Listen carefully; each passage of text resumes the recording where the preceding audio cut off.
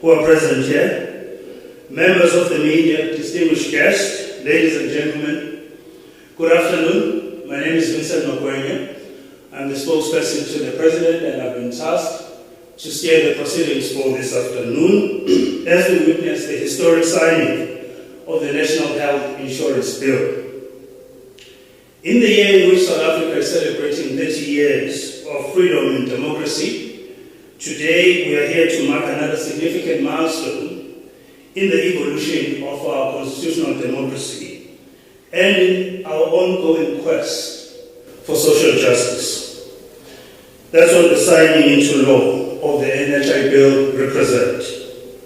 Shortly we are going to hear from the Minister of Health, Dr. Joe Pasa, who has, together with his team in the department, his predecessors and many others who wanted to see this dream of the delivery of universal healthcare access, have traversed a long journey that has finally led us to this momentous occasion. Just a few housekeeping rules. If you may all please keep our phones on silent, that will help. Thank you. Mr. President, ladies and gentlemen, we have a very short program for this afternoon. First to come to the podium will be the Minister of Health, Dr. Pasa. At the conclusion of his remarks, the Minister will then do the honors of inviting the President to deliver his keynote address. Thereafter, we'll invite the President, carrying his pen,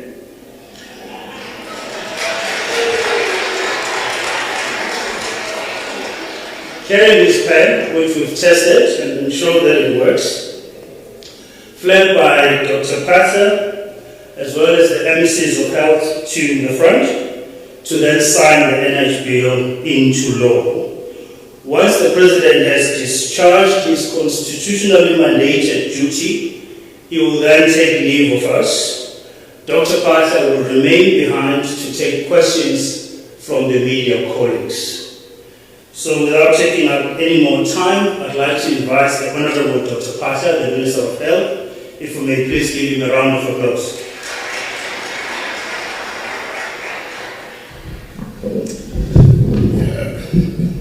Thank you very much. Thank you very much, Program Director, and thanks for recognizing my vertical challenge, adjusting the microphone.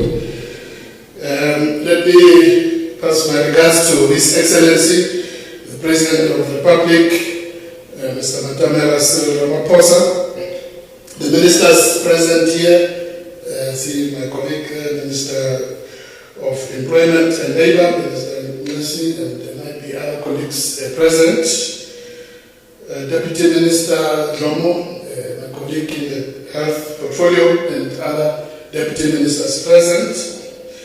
MECs who are here, thank you very much, colleagues, for coming at a very short notice. We have the MEC for Free State, MEC from Northwest, from Mpumalanga, Gauteng, and also my home, the Great North, Great Limpopo. Thank you very much, colleagues, for being here.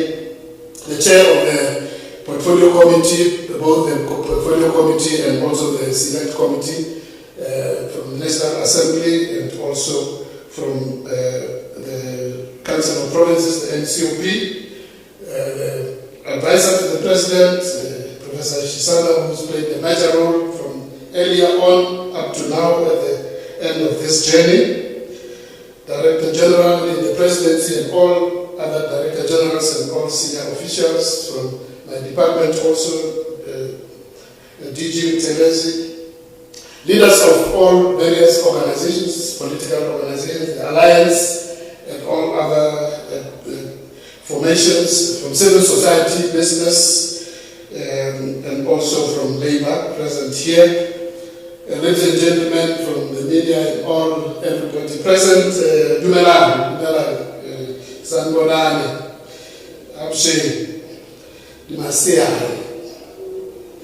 Thank you very much, Mr. President, for convening us here at this citadel of power, the Union Building. After a long search for a pen, and that the bank, the most valued bank in the country and in the history, Minister Zimane did see earlier, and the president has finally found the pen, very, very good pen, and it will go into annals of history. I'm sure it will also be kept in a museum after this. Today indeed marks a very historic milestone as we are here to witness the signing of the National Health Insurance Bill into law and transformative leap in our nation's health policy. This law is derived, amongst others, from the aspirations of the National Development Plan 2030, which sets us on a course that enables us to guarantee that every South African will have the right to access to comprehensive healthcare services free at the point of delivery. The vision of the ANC as the oldest and leading liberation movement for South Africa, also leading in the health area, we can be traced backwards into the African claims of the early 40s, as expressed in the African claims document under the leadership of President A.B. Kuma. Just to inform the President and colleagues here that we've also named our headquarters the A.B. Kuma building. We will be having the family sometime next week to inaugurate the A.B. Kuma building as the national headquarters of the Department of Health. Even at that time already outlined the kind of future health system which was required in the country. In one of the clauses of the document, I quote, it says, it calls for the establishment of free medical and health services for all sections of the population. That is in 1943. While the other clause calls for, I quote, a drastic overhaul of the health services of the country with emphasis on preventative medicine. That's that time. So those many years, almost 80-something years ago. But the journey to today's landmark moment also was started as early as our first democratic dispensation, 1994, with the post-apartheid government laying the foundation for the health reform. Over the decades, numerous committees, inclusive of diverse professionals and stakeholders, have been diligently working to shape the future of our health system. And I'm happy to see many comrades who are part of many of those discussions day and night, when we hammered out the various issues. Through extensive public consultations and after assimilating numerous comments in the new government, in the new dispensation, a green paper was developed, ultimately leading to a white paper which laid the groundwork for the NHI Bill ultimately. Within our context, historically, healthcare costs have unfairly burdened most vulnerable members of our society for a long period. Families have faced agonizing decisions, sometimes having to choose between basic necessities and the necessary medical care. This reality does not align with our vision of the country where we envision citizens should enjoy a life to the fullest. The inequities and inequalities that characterize our health systems are unjustifiable and require fundamental overhauling to ensure equity and sustainability as called for as early as 1942-1943. As we steadfastly continued with our efforts towards realizing a healthier, more prosperous South Africa, we must recall also the Freedom Charter, which says, quote, a preventative health system shall be run by the state, and free medical care and hospitalization shall be provided for all, with special care for mothers and young children. That's the Freedom Charter, 1955. Leveraging the values and principles espoused in the Charter, the NHI has been under serious consideration since the dawn of our democracy.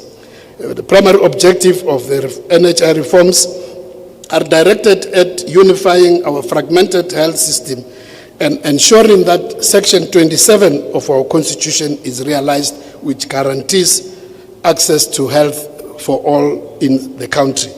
And it's even broader than just citizens, but access to all in South Africa. Informed by also the National Development Plan, which outlined a framework for ensuring that by 2030, South Africa should have achieved a significant shift towards equity, efficiency, and quality of health service provision, as well as realizing universal health coverage. So that's the policy framework also, which informs the fundamental principles of the NHI.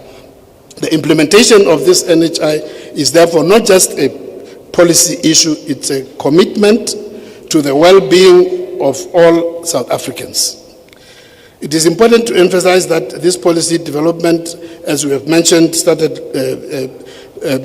in the early 2000s with the Green Paper and ultimately reaching to the legislation, and there have been several consultation processes undertaken with all the inputs and comments which have also been taken into consideration to make sure that many South Africans played a role in the framing of this act, this bill, which is soon to become an act.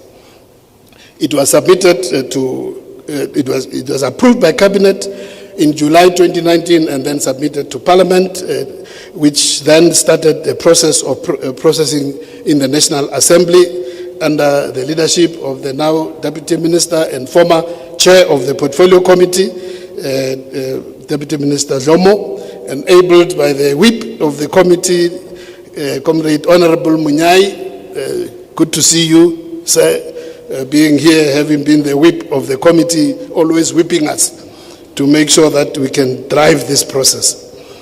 Following further consultations and appropriate amendments, the Assembly passed the bill in June last year, and then from there was referred to the National Council of Provinces. I see also our chairperson of the NCOP also being here. Thank you very much, Honorable Member, for also steering this process. And finally, on the 6th of December, the NCOP passed this bill by support of 8 out of 9 provinces. And it is then that... So anybody who claims that this was parachuted and there was no proper consultation, this process just within the NCOP, there were more than 60 public hearings in all provinces. Almost every district was given a chance. Various submissions, all of them were taken into consideration. And subsequently, therefore, was referred to His Excellency the President.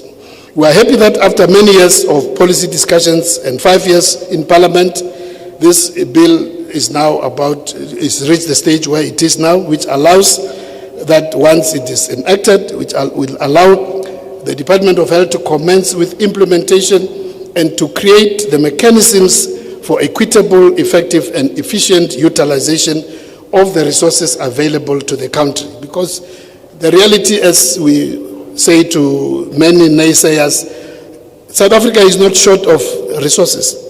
We're already utilizing 8.5% of our GDP for health. Within the public sector as well, already reached the Abuja declaration of 15% in the allocation of the budget. What is required is that almost 51, 52%, which is used for only 15% of the population, must be integrated into to be fully utilized for the whole population. So, ladies and gentlemen, we are happy to be here today to bear witness to this seminal moment in our history. We stand resolute and committed to realizing a health system that ensures that our people enjoy healthy and productive lives, spurred on to achieve their full potential in a more equitable country. This law is not just a policy, as I've said, it's a promise. We are making a promise to our people for a better and more healthier future for all South Africans. It's not partisan. For those who may be told lies that this is electioneering, is what. This is for the betterment of all South Africans, we want to emphasize. This law represents a comprehensive, transformative approach to health delivery. It is founded on the principles of equity, sustainability, fairness, social solidarity that ensures that every South African, regardless of their socio-economic status, should have access to comprehensive health care. And Now that the bill is soon to become an act, it creates a statutory mandate that will enable the establishment of the key institutions and the organizational structures, key to which will be the actual National Health Insurance Fund and its various governance structures, which will be established once all the various key provisions have been proclaimed.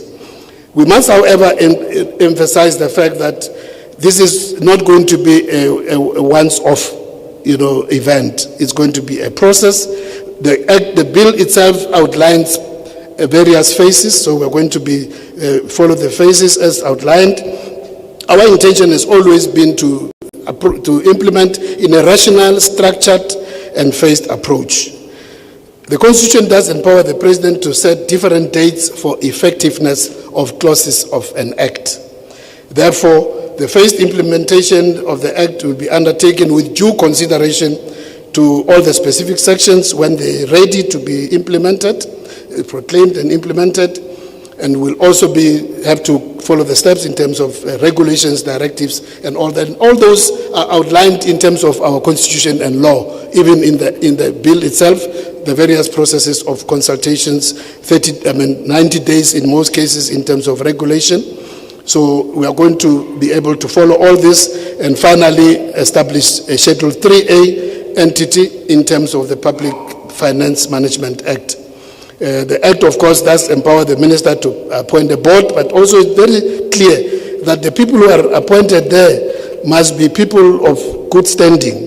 There will be a public process. All those will be done accordingly. There will be regulations, and all the regulations will provide all the processes. So we do expect that all these processes, which have already started in anticipation, we already have some of the drafts, that within 6 to 12 months, the institution, at least the fundamental structure, will be established. Within 6 to 12 months, we expect that with all the groundwork which has been done, this will be so. There will be some challenges, but we believe that we will overcome all those obstacles. So there's been a lot of work done. So we want to invite all the role players to join us in this journey and to become part of the solutions rather than be part of the obstacles. And I want to specifically invite especially our healthcare workers and professionals to say to them, don't listen to the doomsayers. Don't listen to the doomsayers. There are, scaremongers out there who are telling them things are going to collapse. You must leave now.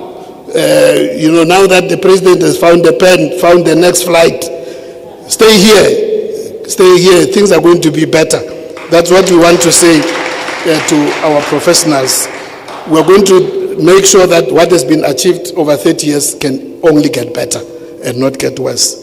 Ladies and gentlemen, it's now my honor and privilege to invite our Commander-in-Chief, who led us in the worst of times. I know many of you forgot that there was something called COVID already. You've forgotten the family meetings.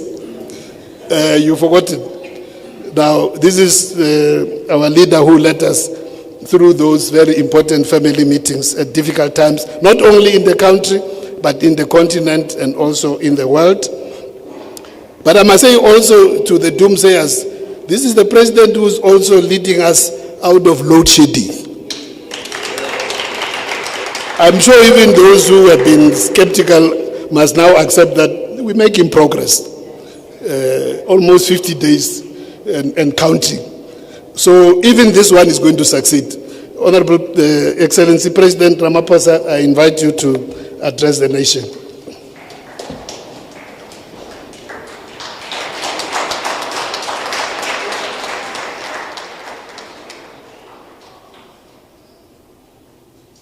Thank you. Let's be seated, please.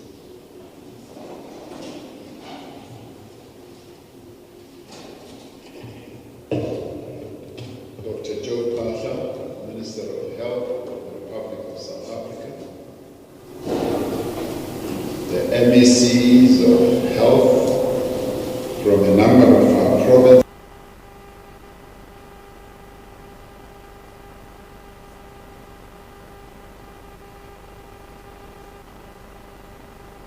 ministers who are here present, representatives of labor, representatives of various political formations in our country, members of parliament, particularly the Portfolio Select Committee members, whips and what have you, public representatives and members of the media, distinguished guests, and ladies and gentlemen.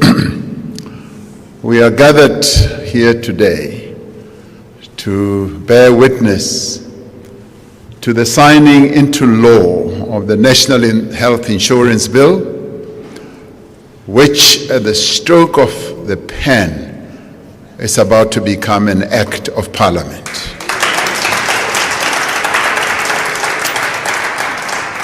This is clearly a pivotal moment in the transformation of our country and, in fact, in the history of our country. It is a milestone in South Africa's ongoing quest for a much better, just society. This transformational healthcare initiative in many ways gives further impetus and effect to our constitutional commitment to progressively realize access to healthcare services for all its citizens. In its essence, the National Health Insurance is a commitment to eradicate the stark inequalities that have long determined who receives in our country, who receives adequate health care, and who suffers from neglect. By putting in place a system that ensures equal access to health care, regardless of a person's social and economic standing and circumstances, the NHI takes a bold step and a stride towards a society where no individual must bear an untenable financial burden while seeking medical attention. Now, this vision is not just about social justice, and this vision is not a new one, as you have heard, and I'll refer to it a little later. It is also about efficiency and quality. The provision of healthcare in this country is currently fragmented. It is unsuitable and it is wholly unacceptable. The public sector serves a large majority of the population but faces budget constraints. The private sector serves a fraction of society at a far higher cost without a proportional improvement in health outcomes. Now, addressing this imbalance requires a radical reimagining of resource allocation and a steadfast commitment to universal health care, a commitment we made to the United Nations. And let it be clear that universal health care is a global initiative in many ways, where a number of countries are moving towards universal health care, and we as a country have made a global commitment that we are going to have universal health care. So those who are trying to hold us back to a fragmented system are completely out of line with the global vision that has been set, which we are a part of. Remembering that South Africa is part of the global community. So we are not mad. We are not outliers. We are very much in line with what is happening in the global community. The real challenge in implementing the NHI lies not in the lack of funds, but in the misallocation of resources that currently favors the private health sector at the expense of public health needs. That's where the problem is. The NHI Bill presents an innovative approach to funding universal health care based on social solidarity. And solidarity is important. It's an important concept, and I digress for a minute by also reminding us that when we faced a global challenge which was brought about by COVID-19, we harped on the issue of solidarity. And we kept saying we want international solidarity so that those countries, particularly in the Northern Hemisphere, who have been able to have much better systems, aided and abetted by the colonialism, the empowerment that they received from raping and pillaging the resources of countries that they had colonized, that they must pledge solidarity. And we did so when it came to vaccines, we did so when it came to PPEs, we did so also when we came to debt relief. And we said, we need solidarity. And it was embraced to a large extent, even by those in the Northern Hemisphere. So this concept of solidarity proposes a comprehensive strategy that combines various financial resources, including both additional funding and reallocation of funds already in the health system. This approach ensures contributions from a broader spectrum of society, emphasizing the shared responsibility and mutual benefit envisioned by the NHI. I repeat, the shared responsibility that we all have as South Africans. Now, the financial hurdles facing the NHI can be navigated with careful planning, strategic resource allocation, and a steadfast commitment to achieving equity. And let me repeat, achieving equity. And this is, I want to emphasize this point, that achieving equity is what the struggle against apartheid has been all about. And it continues to be about that we should have equality. Now we cannot have a situation where there is a portion of the South African population that continues to live under an unequal system, whilst the others continue to live under a privileged type of system. This is completely against what the ethos of our democracy is. So for those who would like to see those privileges that they've continued to enjoy continuing, sorry, you are on the wrong boat. The boat that we are on is about equality. Now, the NHI carries the potential to transform the healthcare landscape, making the dream of quality, accessible care a reality for all its citizens. Now, I will not go into the criticisms that have always been levied about this type of system we want to establish. The NHI Fund will procure services from public and private providers to ensure all South Africans have access to quality health care. The NHI recognizes the respective strengths and the capabilities of the public and private care health systems.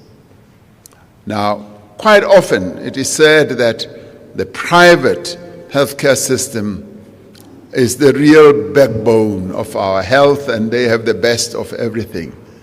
And they always try to downgrade the public health system, and in fact, in a very insulting way, they dismiss it completely.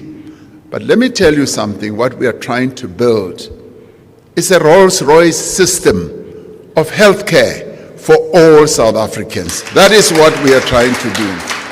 Now, it aims to ensure that we complement the systems and reinforce them with each other. Through more effective collaboration between the public and private sector, we can ensure that the whole is greater than the sum of its parts. The effective implementation of the NHI depends on the collective will of the people of South Africa.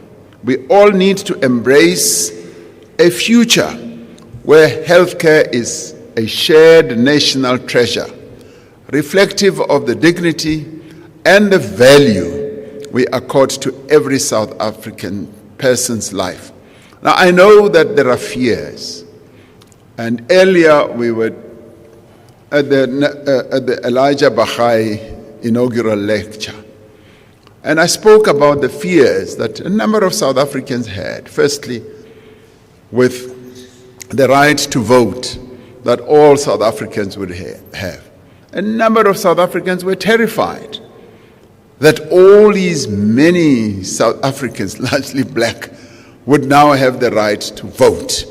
And they were so terrified. Some of them started collecting tinned food, putting it in their cupboards, in the hundreds of tins and so forth, fearing that a calamity is about to descend on them. We all won the right to vote, and nothing happened. Only progress that started building our nation. And then I also spoke about the right to strike. And the employers were so terrified that these hordes of workers are now going to have the right to strike, and it's going to destroy the economy. Instead, having won the right to strike, we have been able to grow this economy almost threefold since the days of apartheid, showing that there was nothing to fear. They were just fearing ghosts. So now today I say, with the national health care, those who are fearful, those who are afraid, and I say, just think about the commitment that the governing party has always had to building South Africa as a sustainable, growing nation. And this is what nation building is all about. National health care on a universal basis is going to build our nation in a very practical way. Now, preparations for the implementation of NHI necessarily requires a focused drive to improve the quality of health care. We have already begun implementing a national quality improvement plan in public and private healthcare facilities, and we are now seeing vast improvement. And let me say, we are seeing vast improvement even in areas where we never thought we would see improvement. In the deep rural areas of our country, we're really seeing great improvement of health facilities. Even in our townships, where even old people go and no longer need to queue up, for instance, for getting their critical care medication. They get it through computer calculations, and they just go and pick their medication up from cubicles. And that is what improvement of healthcare is all about. It's happening in the townships. I go to the deep rural areas in Limpopo, in KZN, in Northwest, and I go to hospitals right in the rural areas. And I'm always amazed that they have the same machines, MRI machines, whatever they are called, right in rural areas. Machines that are able to beam information immediately to doctors in Johannesburg, to doctors wherever in the world, and they are able to do the diagnosis. That is the journey we have embarked upon. Now, that is the improvement of our healthcare. Now, the detractors always talk about the very negative, where we are effecting improvements, where they will talk about, the shortage of this headache pill in hospital X or in clinic Y and so forth. And then they want to bring the whole temple of NHI down. And we say no. We are improving. Now, in signing this bill, we are clearly signaling our determination to advance the constitutional right to access health care, as articulated in Section 27 of our Constitution. Remember, Section 27 of our Constitution is what we all, as South Africans, said we wanted. We went across the length and the breadth of the country, consulting our people, and our people said, we want those who are going to finalize the drafting in the Constitutional Assembly to insert this type of clause in our Constitution. And the Section 27 says, and I want to read it, it prescribes that everyone has the right to have access to health care services, including reproductive health care. And it goes on to say the state must take reasonable legislative and other measures within its available resources to achieve the progressive realization of each of these rights. And it goes on to say, no one may be refused emergency medical treatment. But if you read it more carefully, it says, no one may be refused medical treatment here in South Africa. That is what the people of South Africa wanted. And this is what we are signing to today. That's what we are signing to. Now, Minister Pahla referred to the African claims on health. I want to refer to that as well, because this has been an 81-year struggle. Conceived in the African claims and inserted in that claim is the following. They had a paragraph talking about public health care and medical services. And they said, we regard it as the duty of the state to provide adequate medical and healthcare facilities for the entire population. Carefully listen.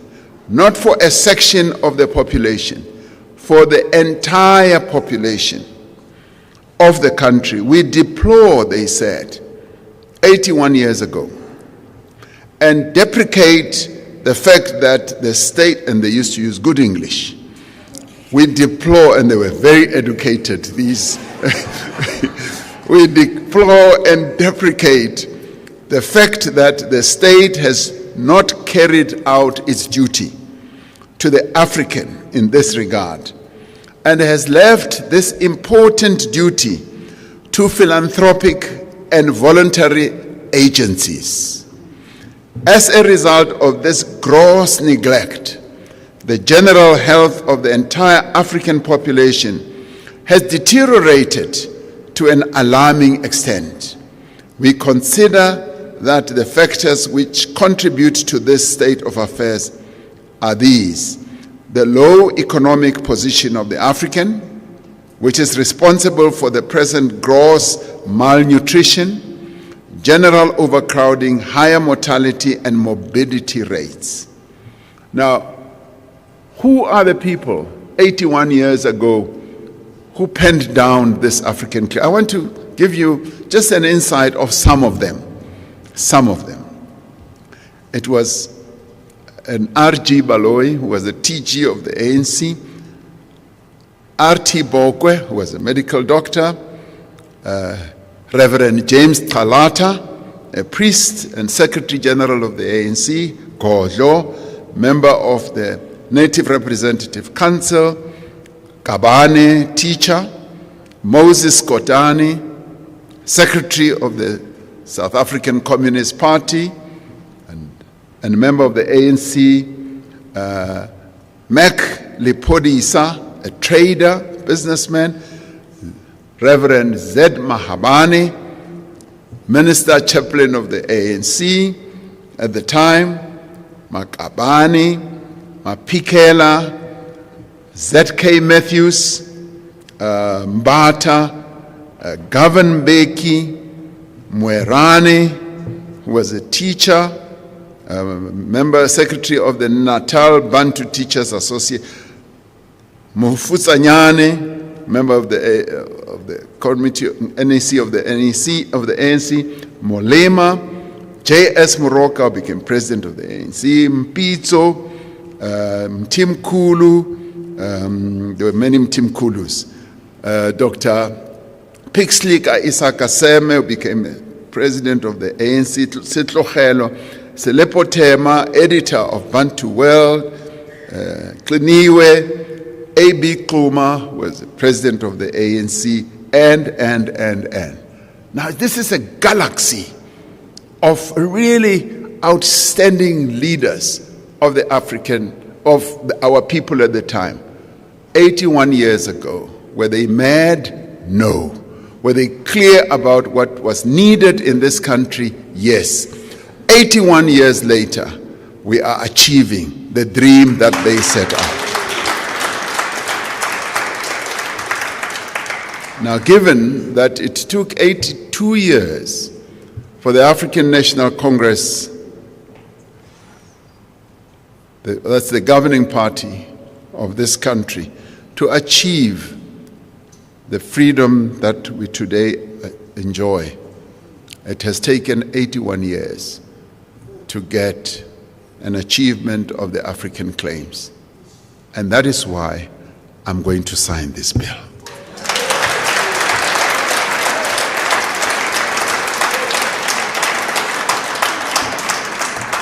Now, the passage of the bill sets the foundation for ending a parallel, inequitable health system where those without means are relegated to poor health care, as described in 1943. Under the NHI, access to quality care will be determined by need, not by ability to pay. This will produce better health outcomes and prevent avoidable deaths, as they also envisaged in 1943.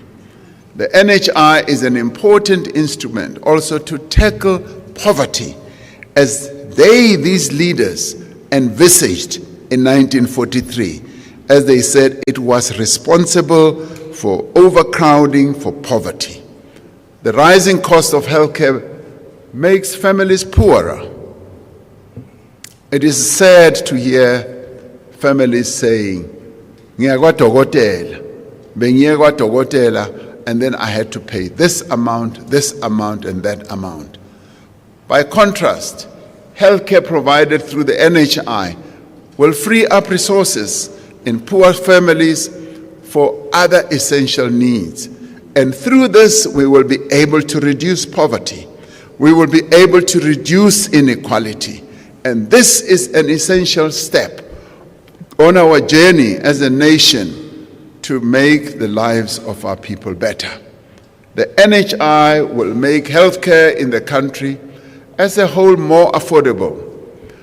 The way healthcare services will be paid for is meant to contain comprehensive healthcare costs and to ensure that available resources are more effectively used. Through the NHI, we plan to improve the effectiveness of healthcare provision by requiring all health facilities to achieve minimum quality health standards and be accredited. Following the signing of this bill, we will be establishing the systems and putting in place the necessary governance structures to implement the NHI based on the primary healthcare approach. Now, the implementation of the NHI will be done in a phased manner, in a phased approach, with key milestones in each phase rather than an overnight event. Now, some fear that yes, overnight, it is just boom, going to happen. And we are saying it's going to be phased. And if you are afraid of the NHI, take heart and courage from the fact that we are going to implement NHI in a phased manner so as to ensure that every sub-milestone becomes an important one to make the NHI much more effective. So that's what we are going to do. Fear not, I say, fear not. There's been much debate about this bill. Some have expressed concern, some have expressed opposition, and some have expressed support. What we need to remember is that South Africa is a constitutional democracy. We are a democracy. The parliament that adopted this legislation was democratically elected, and its members carried an electoral mandate to establish the national health insurance. So they did not just dream of it on their own, much as they were inspired by what the drafters of the African Claims said in 1943. But they were very careful in making sure that it goes through Parliament, various committees, various consultation processes, and it is carefully considered by all and sundry, including myself as president. Having given it due consideration, I have now arrived at the conclusion that it must be an act of Parliament. Of course, South Africa is also a country that is governed by the rule of law, in which no person may be unduly deprived of their rights. We have a clear Bill of Rights, we have a really robust constitution, so those who fear that this bill or this act is going to erode their rights, just be rest assured that there is a constitution, there's a Bill of Rights that protects all of us. We're a country that has been built on dialogue, on partnership, on working together to overcome differences in pursuit of a better life for all its people. The NHI is an opportunity to make a break with the inequality, inequity, and inefficiency that has long characterized our approach to health to the people of South Africa, as seen also in 1943. So I would like to say, let us work together in a spirit of cooperation and solidarity to make the NHI work, because the NHI is here, and it is now about to become an act of Parliament as the law that governs health in the Republic of South Africa. I have found my pen, and it is now going to be signed. Thank you very much. I thank you all.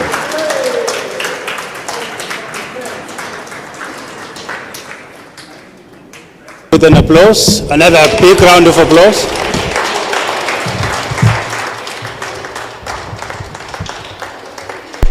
You may be seated. Thank you very much, Mr. President, for those inspiring words. You may be seated.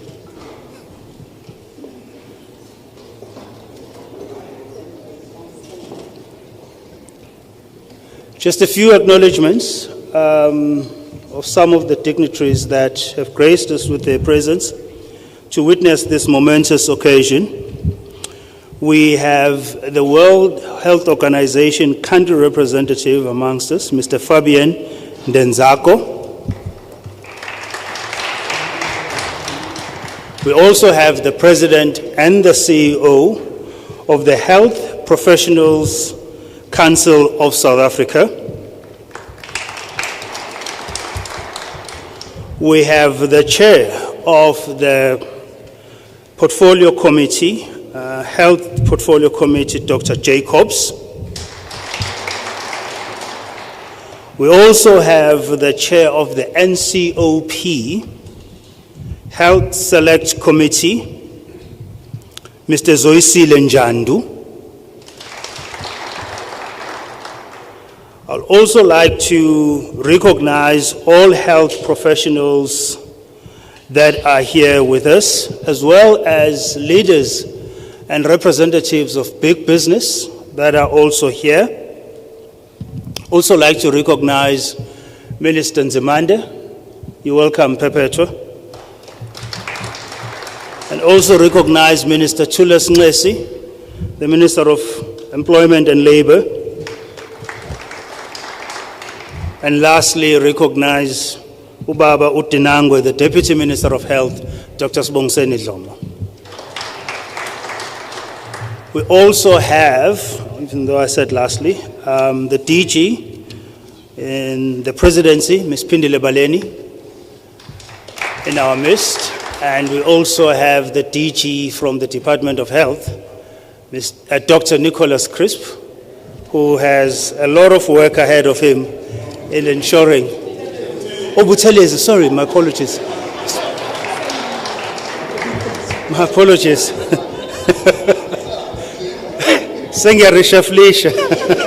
Without any authority to do so. Shanga, welcome. My apologies. I think we are ready now to invite the President. Is the pen there? Okay, the pen is there. To invite the President, the Minister of Health, as well as the emissaries of health, to come to the table here so we can witness the signing. Dinango, you can also join, please.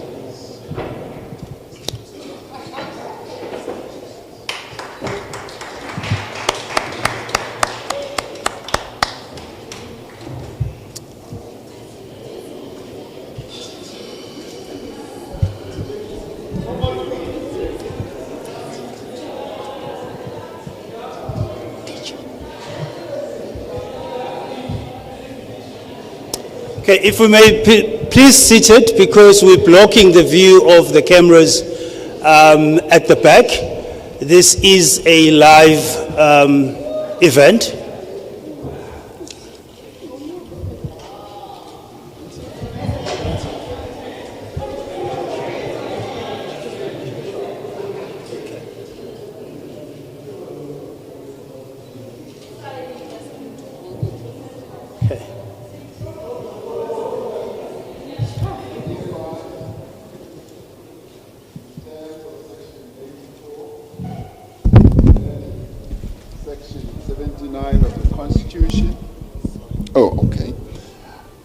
Signing here, I hereby, in terms of section 84.2, read with section 79.1 of the Constitution of the Republic of South Africa 1996, assent to the National Health Insurance Act of 2023, Act number 20, and sign the English text thereof, given under my hand at Pretoria on this day, 2024.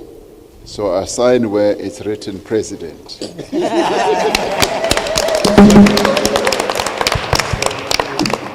And then I then sign where the act has to be assented to.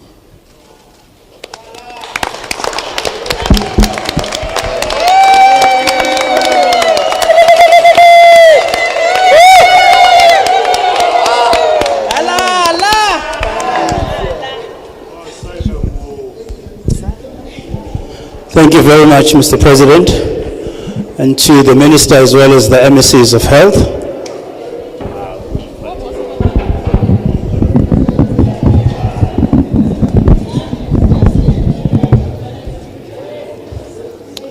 Yes, if the Minister and the Deputy Minister and the emissaries can remain in front for a picture. Thank you.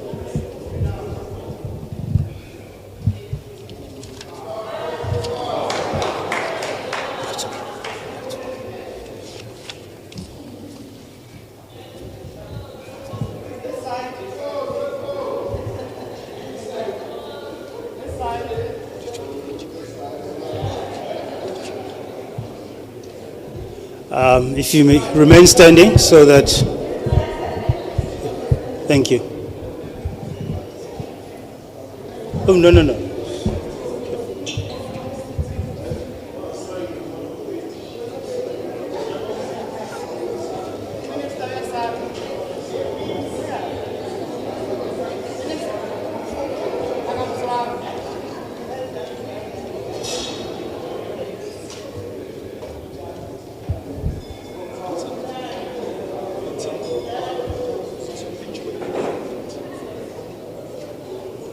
Yeah.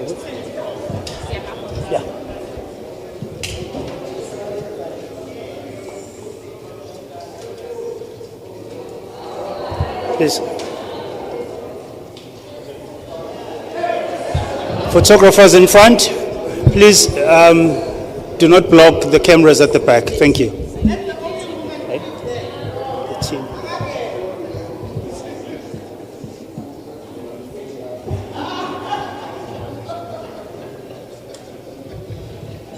If the team from the Department of Health is here, if they may please come forward and join the picture. Thank you.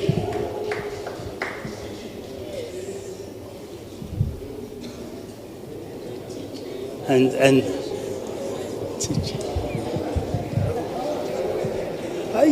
that's on my hand.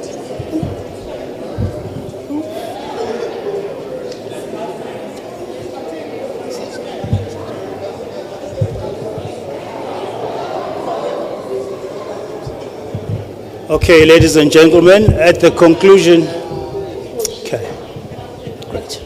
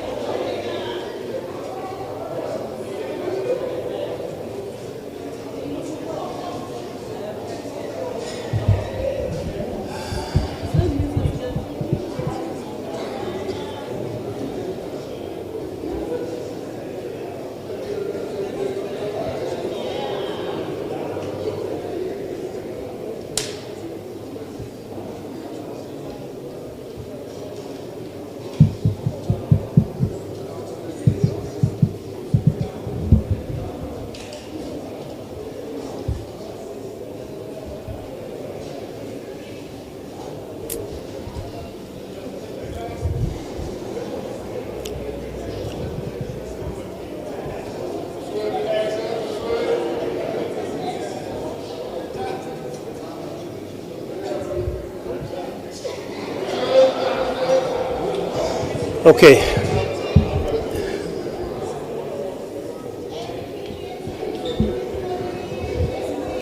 Okay, may the presidency team please join the picture. Advocate Mpafuli, Advocate Jele, please come forward.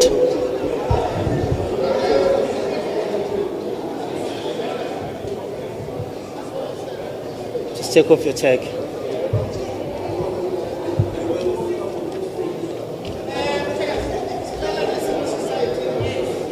After this one. After the presidency team will invite members of civil society to also take a picture with the president.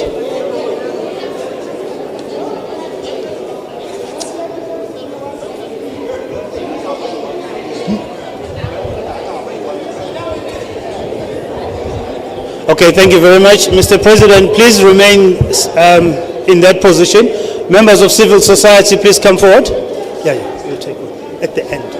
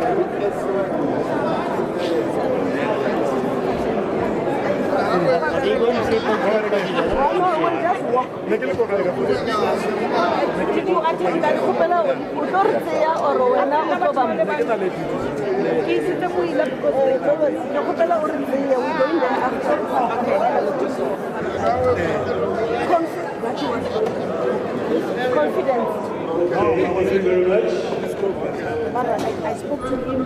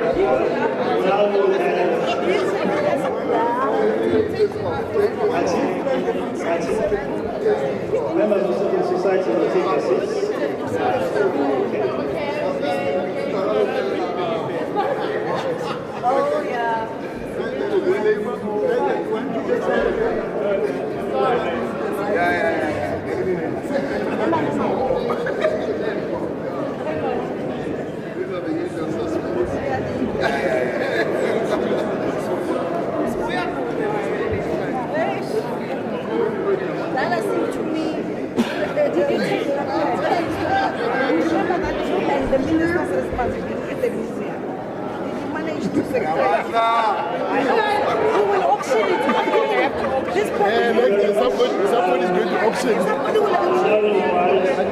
Health Professionals Council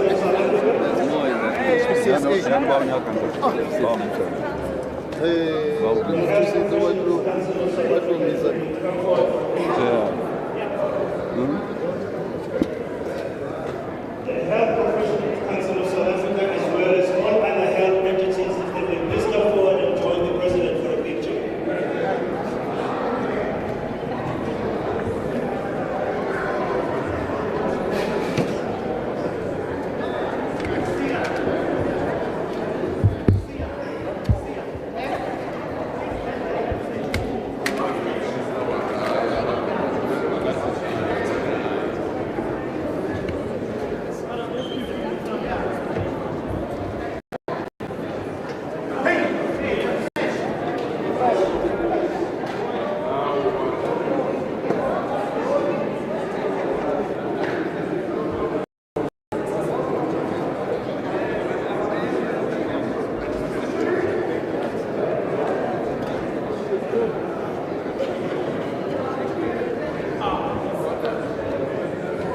Thank you very much.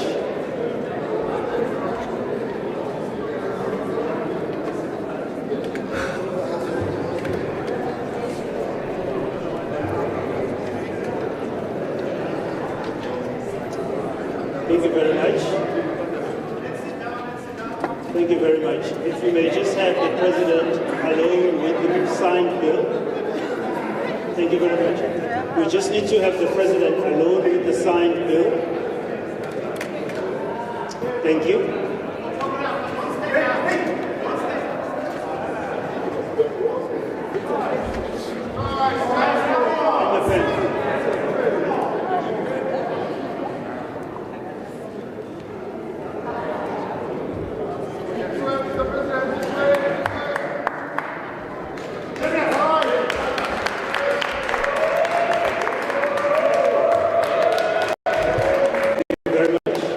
Mr. President, you may take leave of us.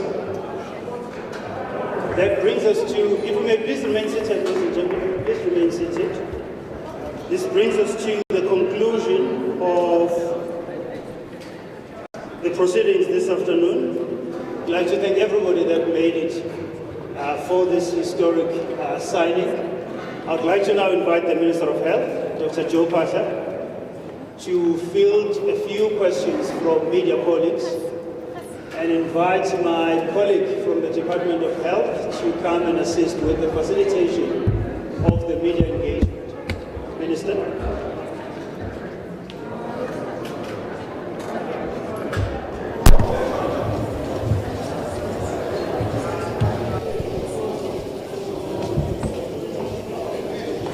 If we can have a microphone, a revolving microphone that will be given to members of the media so that they can pose their questions. Minister, you may come forward.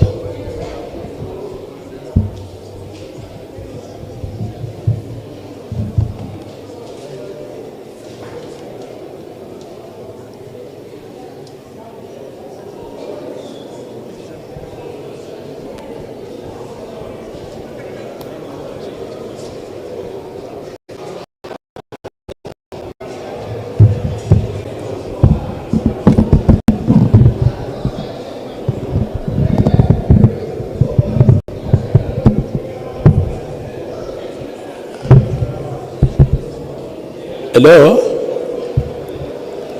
Members of the media, can we have the journalist? Are you ready? Where is the Robbie mic?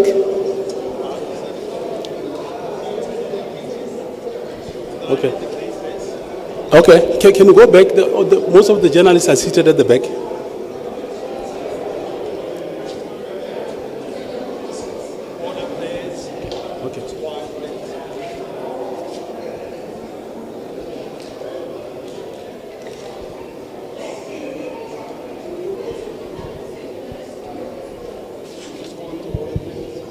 We are now going to allow members of the media now to engage in a question and answer session. My name is Foster Mohale. I'm the spokesperson for the National Department of Health.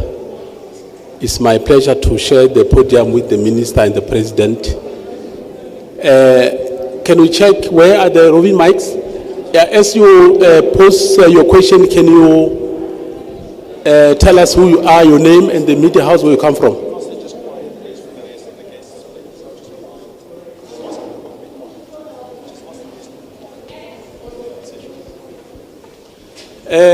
Now we are going to allow members of the media to have their a chance to interact with our principals.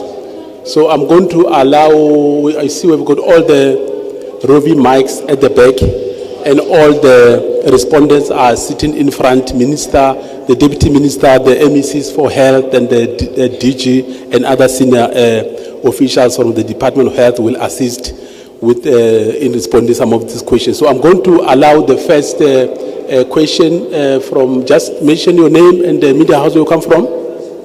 Thank you, Foster. It's Natasha Perry here from SABC News. Minister Patla, I think you must have seen now the memes that are trending on social media of ordinary people saying that they'll be rocking up in private hospitals with slight headaches today. For the ordinary person who's watching at home and wonders if they'll be able to have a choice of which hospital they'll be treated at, could you just please clarify that issue, since you've clarified the fact that the NHI will be rolled out in certain phases? Secondly, how will you ensure that the NHI funds will not be looted or stolen as the COVID-19 funds? And then thirdly, I know you've touched on it a bit in your speech earlier on, but the reaction from political parties such as the DA and Union Solidarity of threatening court action. Thank you. Thank you very much. So if you strongly feel that your question has been raised by your colleague, just say Kelakale, then we move to the next person. Next? Who's next? Good afternoon. Alpha Ramushwana here from Eyewitness News. Perhaps I may have missed it. I'm more concerned about the timelines. I know it's going to be implemented gradually in phases, but can you just clarify how long exactly should it take? I heard the President talking about 2030. Does that mean it will be fully implemented by 2030? Can you just please expand on the timelines, Minister? Thank you.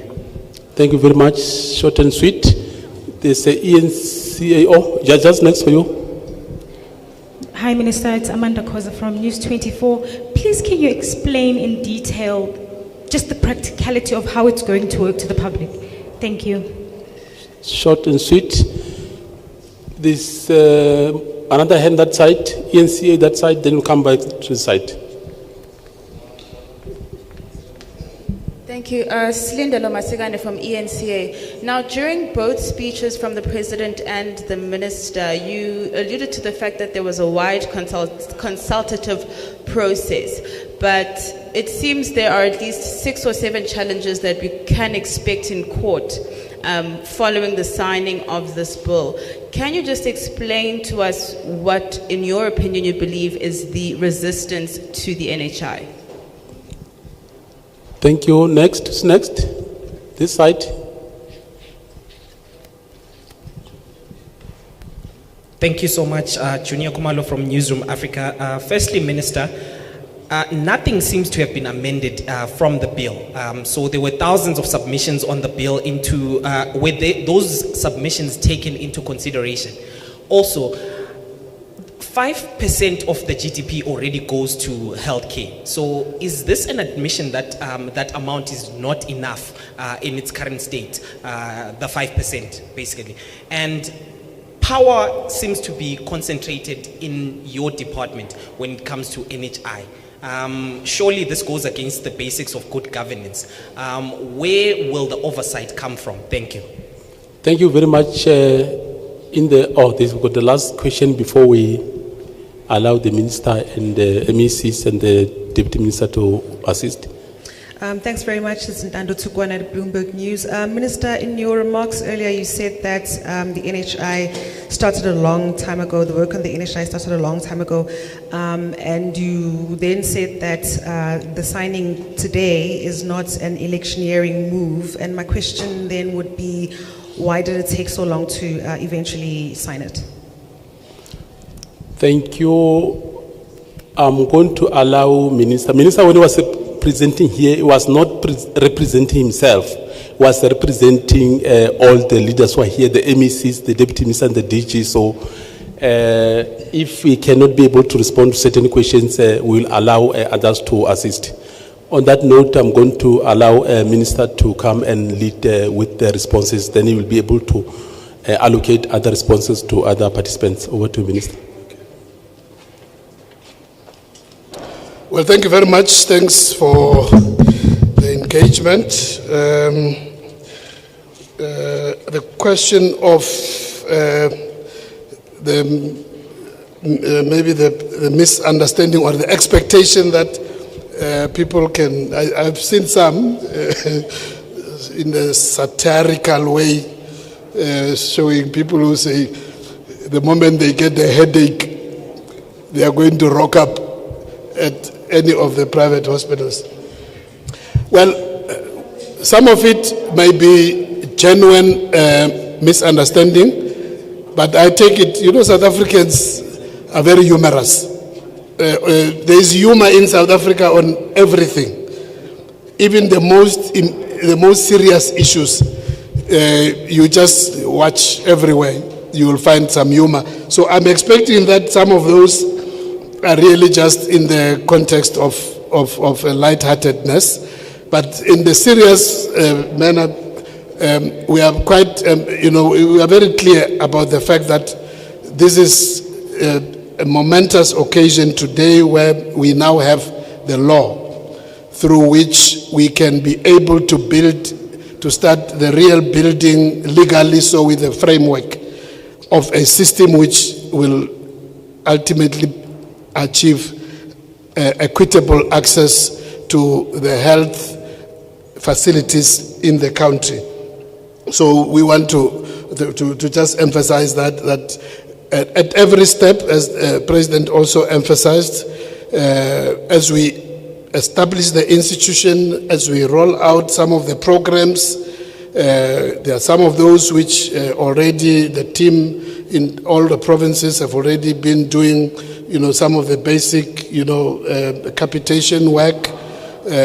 So as the programs of actual implementation start rolling out, everything will be communicated. When we start with the establishment of the institution as well, we are in any way bound by our own constitution and law to make sure that there is public participation. So we just want to say to people that, be patient. The changes are starting, and you, in not a very long distant time, you'll be able to see. Maybe let me, so that I don't come back, let me deal with the timelines, because I think the two are basically related from Eyewitness News. I'll come back to the issue of the corruption funds, potential of funds missing and so on. In the bill itself, at the risk, and I know during the parliamentary process we had a lot of debates about this, whether it was safe to state in the bill, the members who are in the parliament will remember, whether it was safe to state timelines. But there was a strong view that it will otherwise look like utopia if there are no timelines stated in the bill. So we finally agreed that we must just amend because of the COVID, but we must remain with commitment to timelines. And so the bill speaks of two phases with timelines, which says the first phase is from 2023 to 2026. And that first phase is to deal with the establishment of the institution, accelerating, strengthening of the health platform, and all other basic instruments, which we have not gone into a lot of details. Many of those have already started, even the acceleration of improvement, as the President was saying. The President himself and myself and many others, and even ministers before me, and with the support of our partners in the Treasury, we have agreed and we are implementing various quality improvement programs in all provinces. All MECs can tell you, it says that in terms of the various improvements which are being rolled out from primary health level right up to specialized services, equipment, as the President was indicating, digital x-rays, all that, in all provinces, those are being rolled out, those improvements. So we will be consulting further with the Minister of Treasury to look at some further acceleration, and we have agreed that including where we may not only rely on the normal fiscus, we're going to have to look at other,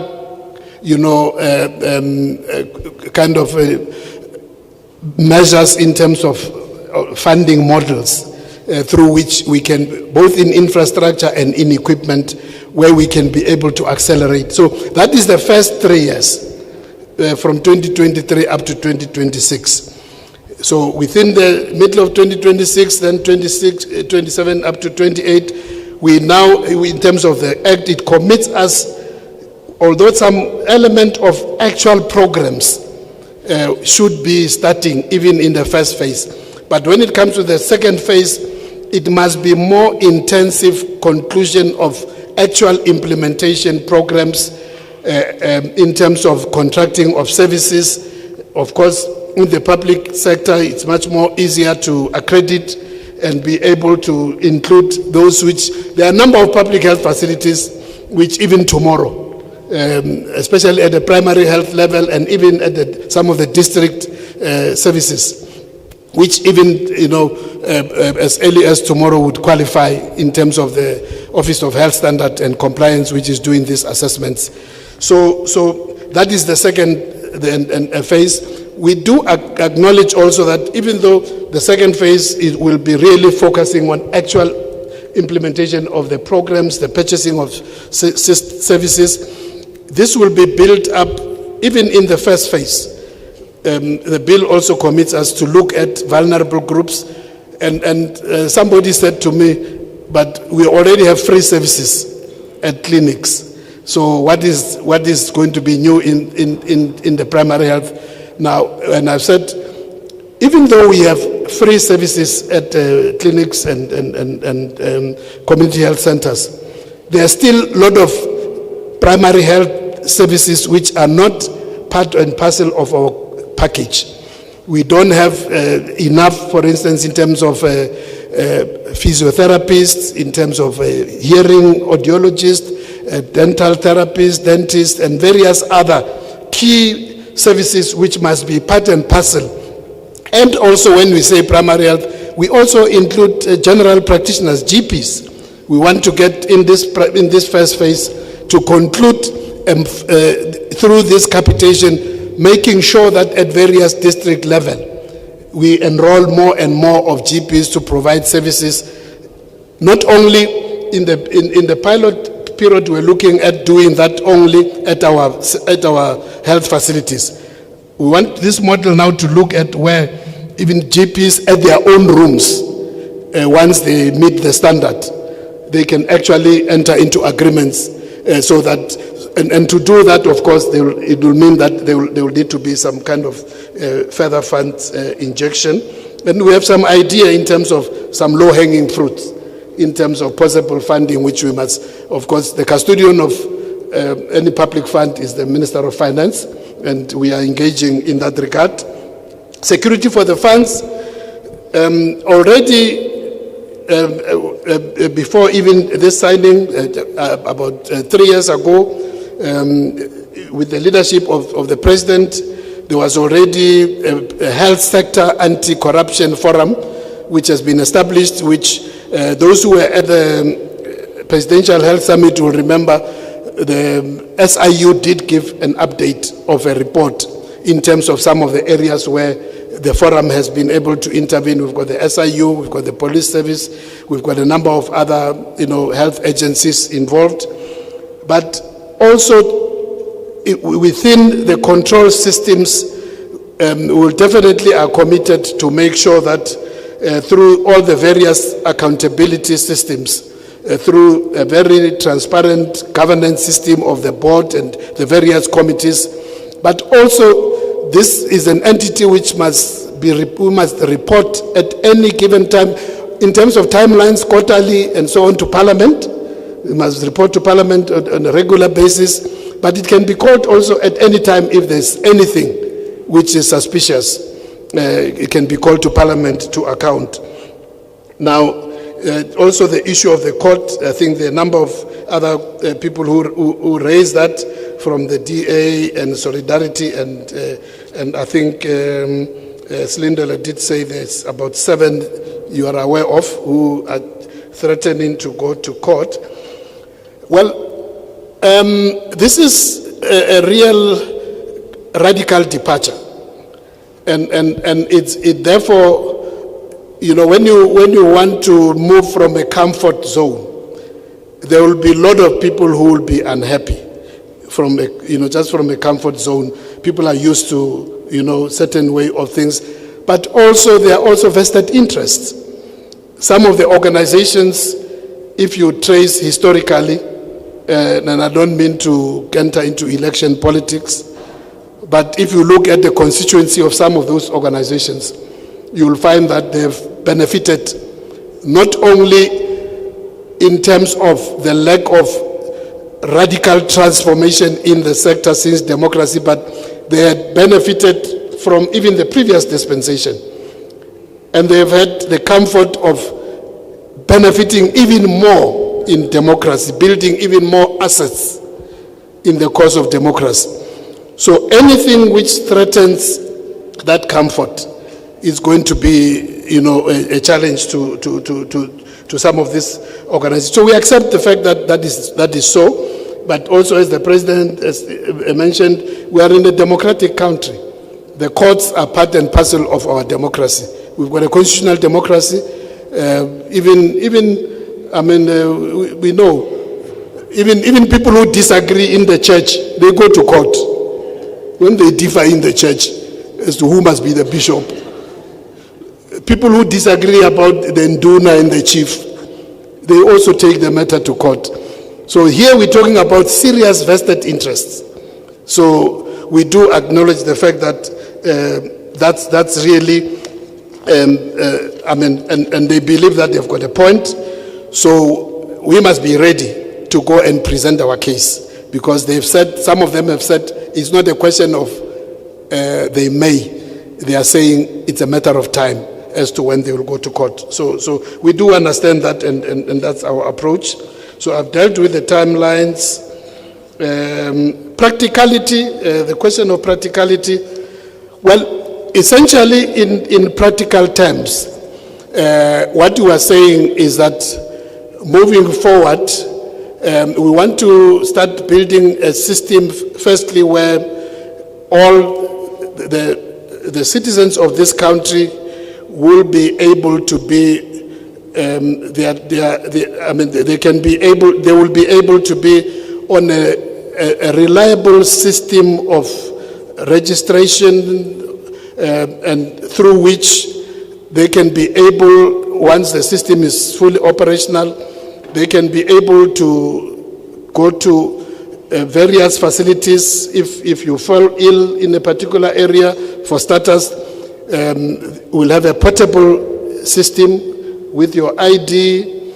We are also, just to mention among some of the details, that we also want, we are already quite advanced in terms of including a fingerprint, a biometric system, through which when you, and we will be able to modernize even the health information system, such that as long as you're on the register, you are a citizen, if you are not a citizen but you have particular status and you're registered once into the system, you will be able to access services when you need them at an appropriate level. Let's also just emphasize at an appropriate level. So, if you've got a headache, you will be able to approach your nearest clinic with your ID or the nearest GP. If that GP is registered, they will be able to, with your permission, they will be able to even see your medical history, but with your permission. They will have your ID, your biometric, they will be able to access, and then through that, you will be able to be assisted once the system is operational. And if you're seriously ill, I'll give you an example. Last week I was in George from that disaster. There's already, as you know, some cooperation between public and private, even at hospital level. Some of the people who were injured, the following negotiations between the George Provincial and the private hospital, a number of patients were taken to the private hospital by agreement. But one of the things which now had to follow with Minister Nglesi's department using the injury on duty provisions was to then start looking at, because the public sector is fine, this is the emergency. In fact, there's not even an issue about those victims, those who survived, having to pay. But at the private hospital, somebody has to pay. Somebody has to pay. So we're looking at the issue of whether it will be from COIDA or from any other source of funding. Whereas if we had already reached what we are building into, as long as that person would have been, first of all, in an emergency, it would not even matter whether you are registered or not, you'll be able to access the services, because all facilities without cost at the place of treatment, they will be obliged in an emergency. But even in a non-emergency, once we reach that stage, and let's say that private hospital is part and parcel of the NHI system, the people who would have gone there would have got their details and know that they are registered into the NHI system, and they will be treated, and there will be no further follow-up in terms of saying, because they will be covered, because there will be an agreement in terms of how those facilities will be reimbursed. So that's really what we are building towards, access with the information systems, which will make it easy for people to get services wherever they may fall ill when they are in those particular areas, and not worry about the fact that they will be followed up with a bill. So that's really what we are building towards. I think I've dealt with the court and the resistance. Well, the issue of, I think there's a gentleman, I can't remember from which media, who said that there was no amendment. That's not correct. From the bill which we submitted to Parliament, there were a number of amendments which were made. The members of the committee who are here can attest to that. The fact that we're already using sufficient proportion of our GDP, what we are emphasizing here is, yes, we're actually not at 5%, 8.5% of GDP, which is already, but we are saying more than half of that 8.5, around 250 billion rand or so, actually is utilized for only 15% of the population. That's the inequity and inequality, and a lot of wastage on the other side. On the public health side, there's a lot of dead space, a lot of facilities which are underutilized, and as a result, because they have to be the owners of those facilities also have to not only pay for them, but they must also declare profit to the shareholders on the stock exchange. They then have to find ways. That's why you will hear a lot of stories about some of those institutions saying somebody who was in the ordinary ward, when they get discharged, they say they were 5 days in ICU, so that they can submit a bill for ICU. So that's the perverse incentive which is there in this kind of commodified system.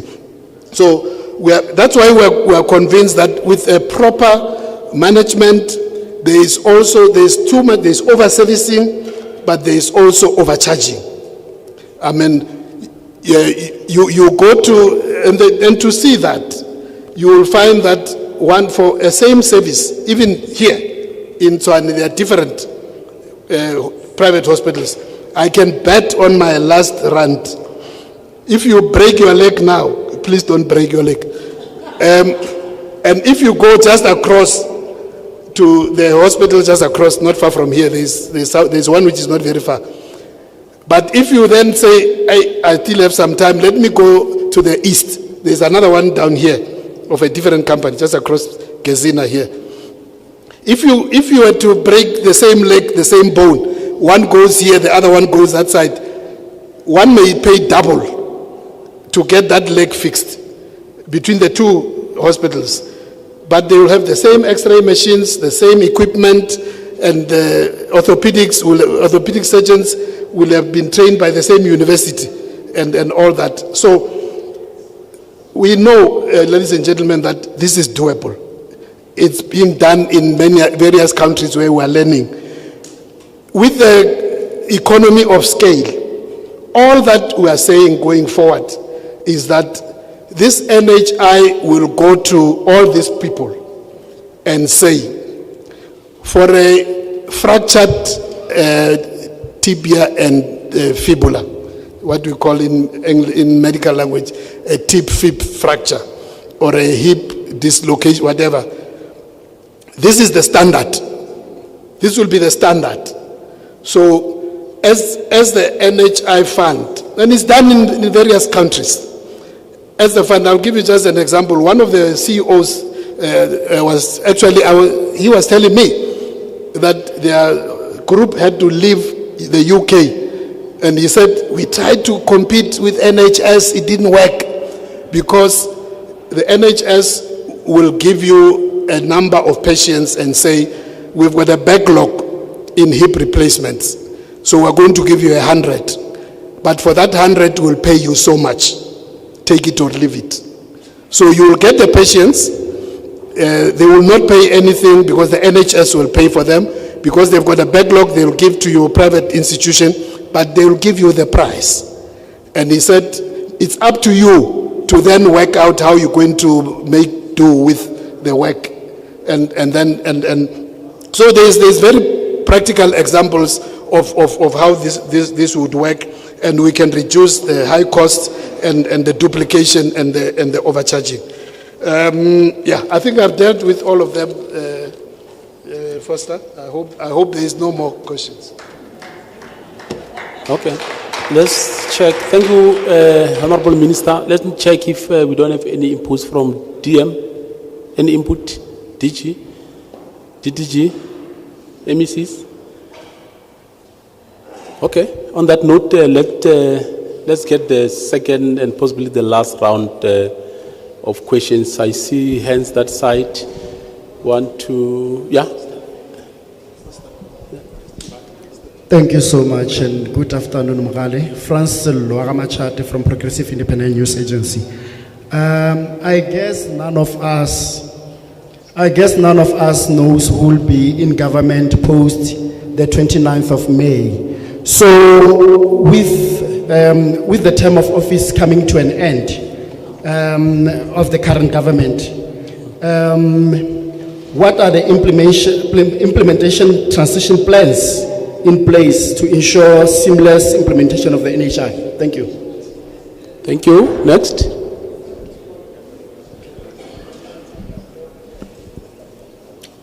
Good afternoon, Minister. My name is Rory Sankhosana. I'm a journalist at Times Live. I just wanted to understand, with the NHI, when it's in full swing, where does that leave medical aids? Where does that leave those that are covered with medical aid? Thank you. Next. Also talk about those who are not covered by medical aid. Next. Afternoon, Minister. I'm Matsiri Sosetai from Free State FM. I hear you saying that the NHI is going to be phased in. I thought that when it was piloted, because at different districts, there were pilot sites. In Thabo Mfutshanyana, where I come from in the Free State, there was a pilot site. So what were the pilots doing if you are still going to be phasing in the implementation? Thanks. Thank you. Next. Okay, it looks like the message was clear, loud and clear. Maybe we can deal with this last few questions. Looks like the Deputy Minister will be able to clarify these last few questions. Over to you, DM. You got it? You got the question? Answer this one, pilot size. No, and the medical aids, the future medical aids. The Minister will deal with those difficult ones. The pilot sites are, some of us as MECs, former MECs, are able to actually answer that one much better. Because we are envisaging a situation that what would be an ideal hospital clinic that we would like to see once NHI is in place. So actually it dispels those who said pilot size failed. So why are you moving with NHI? We were very clear that we want to benchmark what is a baseline that we have in the country in terms of infrastructure. What is our ideal that we would like to have? So yes, you are correct about Fusinyana and many of all over in the country. Each province had a pilot site, and then out of that, independently, there was a creation of the Office of the Health Standard Compliance that says to get to these characteristics, somebody must whip you, must always be there to check how are you getting to what we call an ideal clinic, an ideal hospital. So that is where we are. Therefore, so pilot sites were just to give us how to start, what is our gap to get to where we want to be, and we are therefore saying all facilities that will actually deliver NHI will those that will have been accredited by this independent Office of the Health Standard Compliance moving forward. I think that is one that wanted to do. But the other last part that I was tempted to talk about was with the issue of there were no amendments. As a former chairperson of the Portfolio Committee, together with the Comrade Ken, who has since left, we made amendments. I can just give you one now.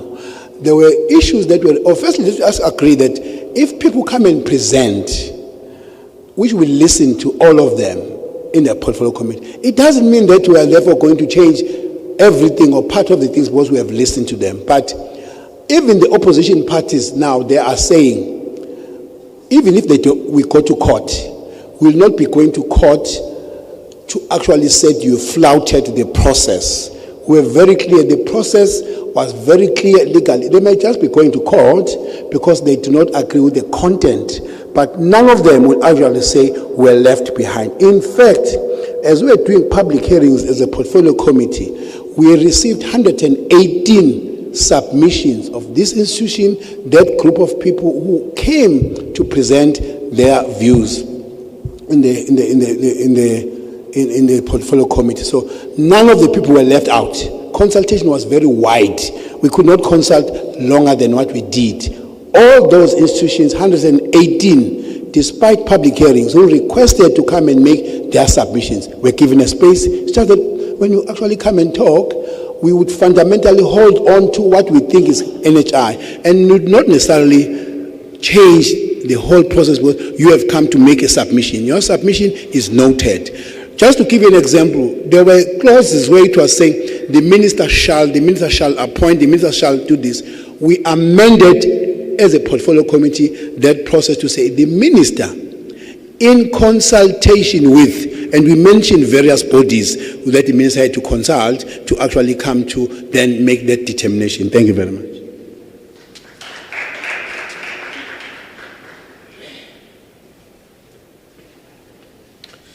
Yeah, maybe just to add on the